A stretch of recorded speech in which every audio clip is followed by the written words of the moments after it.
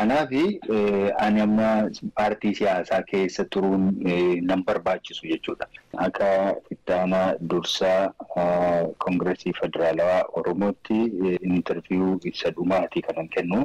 Waggoonni dabran kun akka malee akka itti ulfaatee fi kana booda gartee dhaaba siyaasaa keessaa bahee jireenya mataa isaa jiraachuu akka barbaaduu fi biyyatti osoo deebi'ellee fuuleen hunda gartee mootummaa poodiyoodhaa kun cuccufee waan jiruuf akka gartee silaa seerri isaaniif hayyamutti gabbee uummata kanaaf qabsaa'uu waan hin dandeenyeef yookaan hojuma dhuunfaa isaatillee hojjetee jireenya mataa isaa takkaa'uu maatii isaa jiraachisuu waan hin dandeenyeef biyya alatti hafuu murteeffate jechuudha. Uummanni keenya bakka hundumaatti argamtan guutummaa addunyaatti Itoophiyaa keessas Ameerikaattis bakka biroottis kan argamtan yeroo ammaa kanatti wanta isinii dabarsuu barbaadnu tokko qabna. Waan poolitikaa Oromoodhaa dubbachuullee dhiifnee jirra. Haa ta'u garuu guyyaa irraan kanaa dhimma tokko irraa dubbachuudhaan barbaada. Obbo Baqqalaan jijjiirama siyaasaa biyya deebi'uu isaanii yaaddessaa taasisee wayita ibsan akkana jedhan. Waggaa tokko as inni jiru immoo keessummaa baay'ee kan nama gaddisiisu ta'uu Obbo Baqqalaan dubbatan.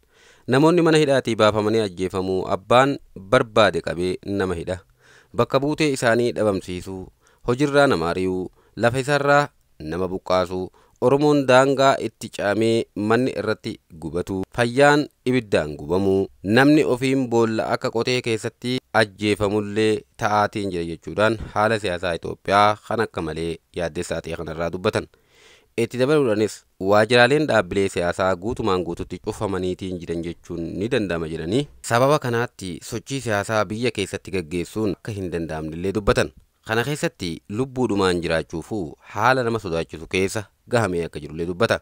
Lammaffaan ammoo jaan Obbo Baqqalaa Garbaa osoo biyya sanatti deebi'amellee sochii siyaasaa gochuun waan hin danda'amneef jecha gama kootiin ammaan booda biyya sanatti deebi'uun bu'aa buusuu hin qabu. Kanaafuu biyyuma tana turuutu narra jira jedheen dhiyeenyuma kana murteeffadhe jedhama. Qondaalli dhaaba mormituu Obbo Baqqalaa Garbaa hooggansa dhaaba KFO keessaa bu'uuf murteessuu BBC'tti himan dabalataan waggaa fi ji'oota muraasa dura biyya Ameerikaa deemanitti yeroo ammaa kooluu galtummaa gaafatus dubbataniiru. Obbo Baqqalaan yaa'ii waliigalaa dhaabichi bitootessa waggaa darbe keessa taasiseen dura taa'aa dhaabichaa ta'uun akka itti fufan filatamanii turan. Qondaalli kun murtee kanarra kan ga'an haala biyya keessa jiru bu'uura godhachuun ta'uu ibsaniiru. Galaana Balaayitu dubbise. Biyya kana eegannu fi amma waggaa tokkoo fi ji'a sadii ol ta'eera. Amma kana keessatti waan baay'een jijjiiramaniiru. Egaa jijjiiramoo sanarraan kan ka'e amma biyya sanatti galuun barbaachisaa ta'ee natti hin mul'anne. Kanumaaf egaa ammaas jira jechuudha.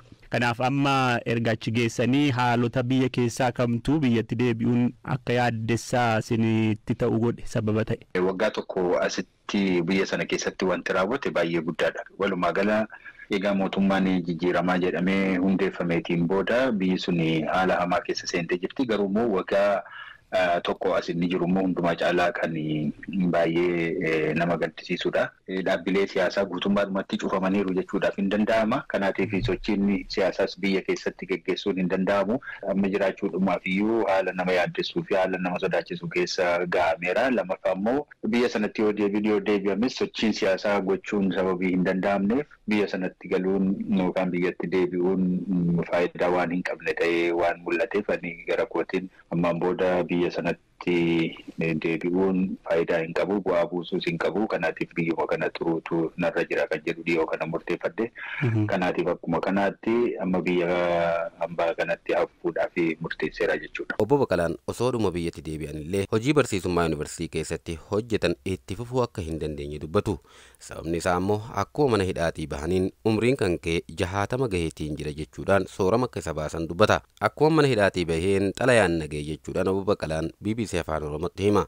Waggaa 60 guutteetta waan ta'eef amma soorama baateettanaan jedhan jechuudhaanis dubbateetiin jira. Adeemsa soorama raawwachuuf yaaliin godhillee akka isaaf hin milkaa'uun dubbata.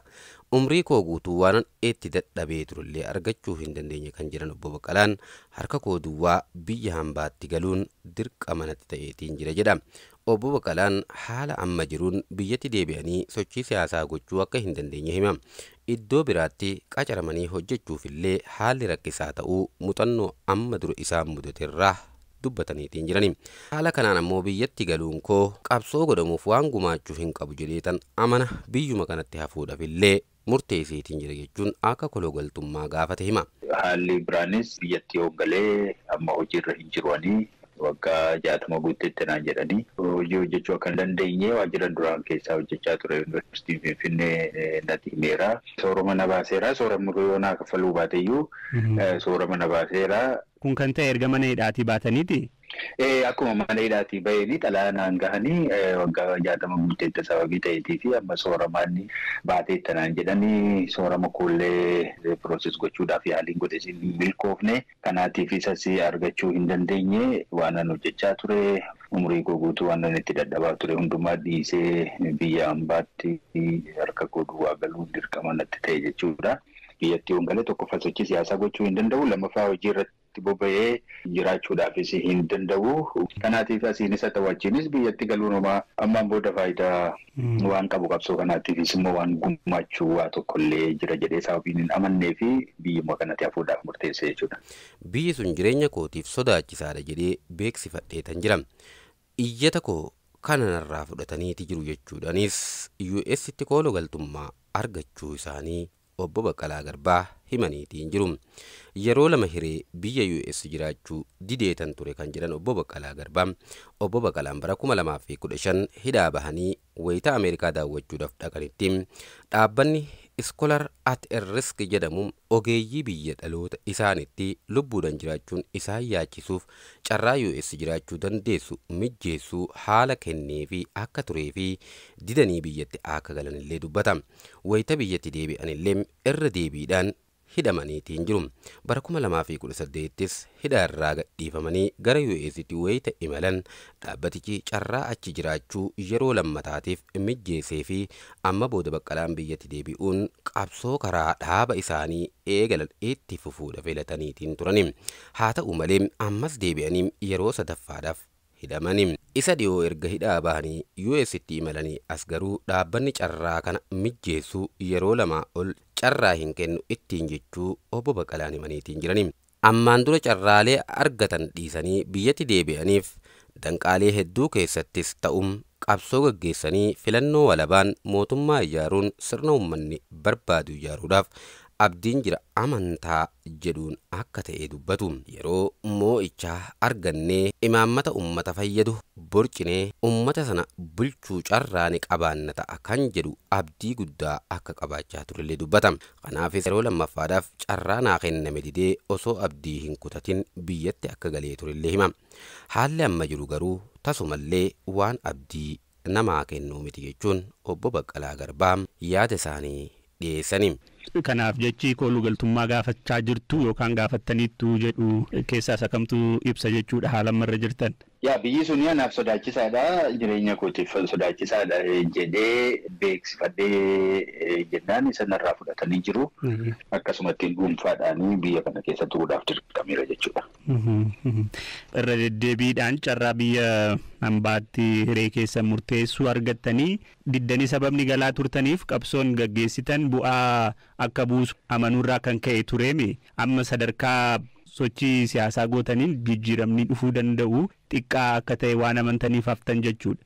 Amma 2010tti ani fakkeenyaatii fi mana maree biyyoolessaatiif dorgomee tan ture yeroo sana sirna wayyaanee keessa turre haa ta'uyyuu malee amma tokko dorgomuun ni danda'ama ture. Muuxannoon yeroo sana argadhe irraati yeroo biraallee deebi'ee yoon dorgomee rakkoowwan yeroo sana na mudatan irraa wantoota jabaan irratti qabsaa'u hin jiru tokko tokko yoo jiraate mo'achuun illee ni danda'ama. Karaa nagaa qabsaa'anii aangoo siyaasaa yoo harkatti galfatanii poolisii uummanni barbaadu hojiirra oolchuudhaaf haalli jiru baay'ee xiqqaadha. Sababii kanaatiif ammaan booda biyya sanatti deebi'uun waan faayidaa qabu ta'ee natti hin mul'anne gara kootiin jechuudha. Kana jechuun egaa isin hamma mana hidhaa seentanitti durataa itti aanaa dhaaba Koongireesii Federaalistii Oromoo turtanii amma hirmaannaan dhaaba siyaasaa sana keessatti hooggansis ta'e hirmaannaan dhaaba siyaasaa san keessatti qabdanii hin jiru ka'eeraa jechuun hin danda'ama. Biyya keessatti socho'anii uummataa wajjin wal arganii walgahii godhatanii rakkoo isaa irraa dhaga'anii waan jirutti ibsanii waan hundumaa uummataa wajjiniin hojjechuun waan danda'amu miti kun hundumtuu dhibba sadarkaa cufamurra ga'eeraa jechuudha. Obbo Baqqalaan biyya dhaloota isaanii dhiisanii biyya hambaatti jiraachuudhaaf murteen dabarsan kun tarii mana hidhaatii bahuuf mootummaa waliigaltee raawwatan keessaa tokko ta'uu danda'a gaafii jedhu kaasuudha mala. Mootummaan Itoophiyaa namoota siyaasaa to'annoo jala oolchi gadhiisuudhaaf bulchiinsa isaatti yaaddoo akka hin taane mirkaneeffachuudhaaf haal duree kaahuu malas shakkiin jedhu ni dhagahama. Qaama mootummaa ta'anii namoota siyaasaa ministeera muummee gaggeessaniin kan wal hin simne tooftaadhaan ofirraa fageessa jedhamee hamatama. BBC'n shakkii miidiyaa hawaasarra adeemu kana irratti ragaa argate hin qabu. Obbo Baqqalaadhaaf gaafii murteen keessan tarii mootummaan wayita hidhaarraa isin hiiku haal duree itti waan dhiyeesse ta'a jedhuuf deebii yoo kennan hangam biyyaa bahutti doorsifni karaa kamiyyuu narra ga'ee hin jiru. Mana hidhaa keessaa bahuufis haal dureen naaf dhiyaate tokkolleen hin jiru jechuudhaan Obbo Baqqalaan BBCdhaaf gaafii kana deebisa. Akka lakkoofsa Itoophiyaa bara 2001tti miseensa dhaaba warraaqsa Federaalawaa Dimokiraataa Oromoo ta'uudhaan hirmaannaa siyaasaa dhaabaa keessatti godhamuun kan makaman Obbo Baqqalaan osoo hedduu hin turin gara hooggansa dhaabaatti ol guddatani. Hanga ibsa kana BBCdhaaf kennanitti illee dhaaba Koongiresii Federaalaa Oromoo keessatti dura taa'aa itti aanaa KFO'dhaa ta'uudhaan qabsaa'aatiin turani. Dhaabni siyaasaa kan barbaachisu imaammata uummata gargaaru baasuun yoo hiree argate mootummaa ijaaruu yoo ta'uu baate illee dhaaba mootummaa ijaaree karaatti deebisuu fi yaada filannoo dhiyeessuudhaaf barbaachisa kan jedhan Obbo Baqqalaan haala amma jiru filannoowwan lamaan kun guutumatti cufameetiin jira haala jedhamurra jira jedhani.